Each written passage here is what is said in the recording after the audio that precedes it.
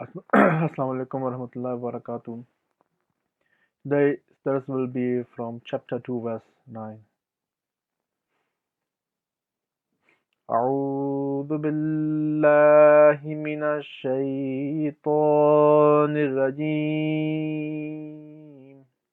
بسم الله الرحمن الرحيم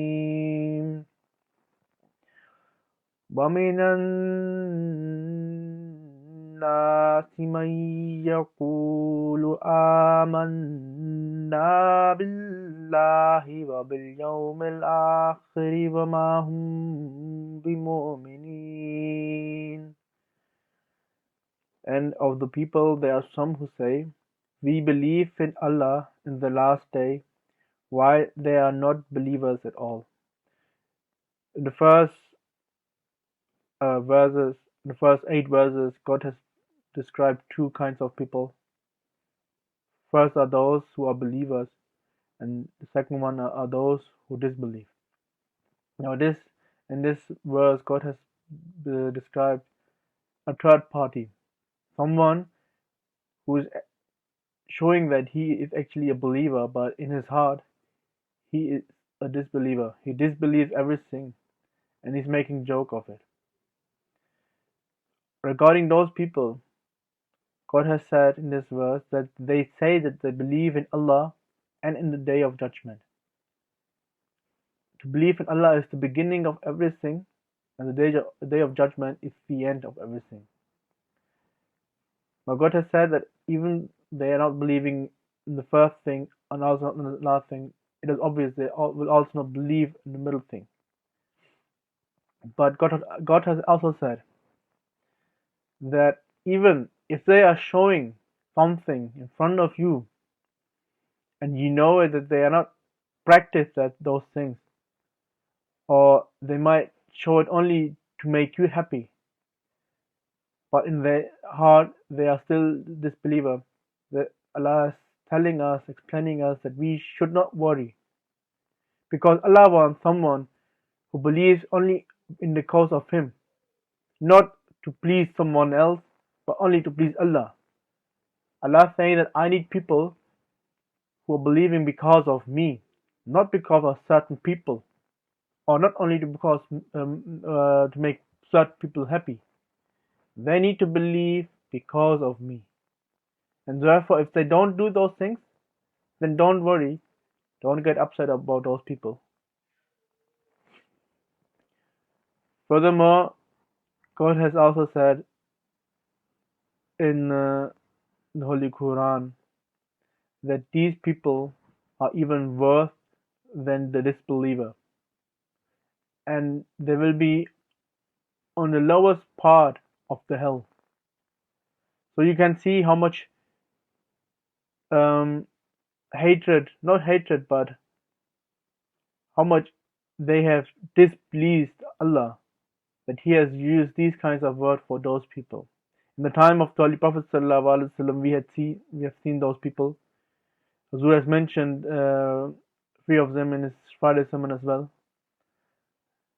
One of them was Ibn Salul, who was, let's say, the leader of those people, of the Munafiqeen.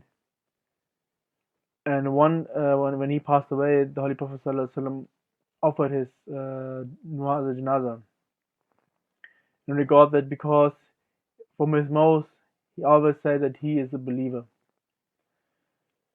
But even though his action were against was against all of those, his action were actually against the teachings of Islam. But the Holy Prophet ﷺ still offered his namaz janazah. After he offered his namaz janazah, God forbade the Holy Prophet ﷺ ever to offer the namaz janazah of these kinds of people. And furthermore, God has again explained in this verse, the Muslim would strengthen that point as well, that someone who's doing things for someone else, someone who's entered Islam and Madiyat only to please someone else, Jamaat needs people who enters the Jamaat only to please Allah. We don't need people who enters the Jamaat only to make someone else happy. We need people who full-heartedly accept Islam, Ahmadiyyat, and the Prophet Messiah alayhi salatu wasalam. And this is something we need to remember. We need to focus on that, especially in this day and age we live. People often convert to marry someone else or to convert to get benefit from the community. But we don't need those people. So we need people who full-heartedly accept the Prophet Messiah alayhi salatu wasalam and follow the teaching of the Holy Prophet sallallahu alaihi wasallam. May Allah enable us that we do so.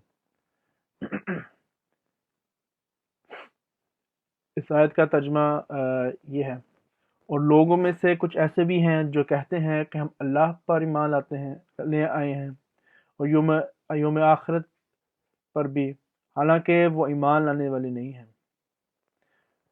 پچھلی آیات میں اللہ تعالیٰ نے مومنین کا ذکر کیا جو کامیاب ہونے والے ہیں، اور پھر کفار کا ذکر کیا جو انکار کرنے والے ہیں۔ اب اللہ تعالیٰ ایک ایسے گروہ کا ذکر کر رہا ہے جو بظاہر دکھا تو رہے ہیں کہ وہ ایمان لانے والے ہیں، مگر دل میں وہ کافر ہیں، دل میں وہ انکار کرنے والے ہیں۔ اور اگلی آیتوں میں آپ دیکھ لیں گے کہ اللہ تعالیٰ ان کے جو حالات ہیں کس طرح کے ہیں، ان کی کیا خصوصیات ہیں، کس طرح وہ اپنے آپ کو ظاہر کرتے ہیں۔ اس آیت میں اللہ تعالیٰ نے فرمایا ہے کہ یہ لوگ کہتے ہیں کہ ہم اللہ پر ایمان لانے والے ہیں اور یوم آخر پر۔ حضرت مسلم رضی اللہ عنہ فرماتے ہیں کہ اللہ پر ایمان لانا پہلی بات ہے، پہلی چیز ہے، اور یوم آخرت پر ایمان لانا آخری چیز ہے جو آخر میں آنے والی ہے، اور اس کے درمیان میں جو چیز ہے اس کے بارے میں اللہ تعالیٰ نے ذکر نہیں کیا۔ اس کی وجہ یہ ہے کہ اگر بنیاد جو ہے وہ پہلے سے مضبوط نہیں ہے، اور جو آخر میں جو چیز ہے وہ بھی مضبوط نہیں ہے، تو درمیان والی چیز جو ہے وہ بظاہر وہ بھی مضبوط نہیں ہوگی، وہ اس سے بھی زیادہ کمزور ہوگی۔ اور دوسری بات یہ ہے کہ اگر یہ کہہ دے دوسرے کو خوش کرنے کے لیے کہ میں اللہ پر ایمان لانے والا ہوں اور آخر پر ایمان لانے والا ہوں، اللہ تعالیٰ اس آیت میں یہ سمجھانے والا ہے کہ ہمیں وہ لوگ کی ضرورت نہیں ہے جو بظاہر دوسرے کو خوش کرنے کے لیے جماعت میں یا جماعت میں داخل ہونے والے ہیں۔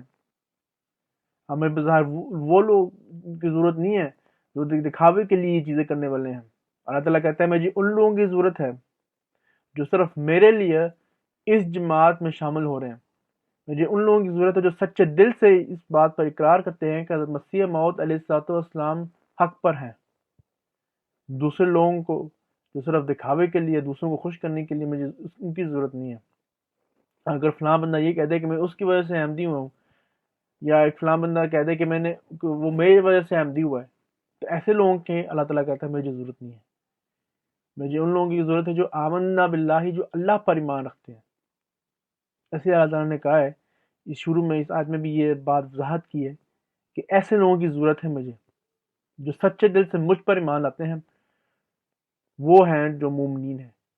دوسرے لوگ جو دکھاوے کے لیے چیزیں کرتے ہیں، جو شہرت پانے کے لیے چیزیں کرتے ہیں، ان کی کیا مجھے ضرورت ہے۔ اور اللہ تعالیٰ یہ بھی کہتا ہے کہ ان لوگوں کی وجہ سے تم لوگ جو ہو اپنے آپ پر غم نہ کرو، ان پر غم نہ کرو، آپ جو ہو اللہ کو خوش کرو۔ یعنی اللہ تعالیٰ کہتا ہے کہ مجھے خوش کرو تو تم لوگوں کو سب کچھ ملنے والا ہے۔ ان کا معاملہ جو ہے وہ مجھ پر چھوڑ دو، ان کی وجہ، ان کی اپنی غلطیاں، میں جس طرح بھی ہے ان سے ڈیل کر لوں گا، معاملہ کر لوں گا۔ اللہ تعالیٰ اس گروہ کے بارے میں فرماتا ہے کہ یہ وہ گروہ ہیں جو کفار سے بھی بدترین ہیں اور جہنم کے سب سے نچلے درجے پر ہوں گے۔ یہ اللہ تعالیٰ کے الفاظ قرآن کریم میں ایسے گروہ کے بارے میں جو جھوٹ بولنے والے ہیں، جو دکھاوا کرنے والے ہیں۔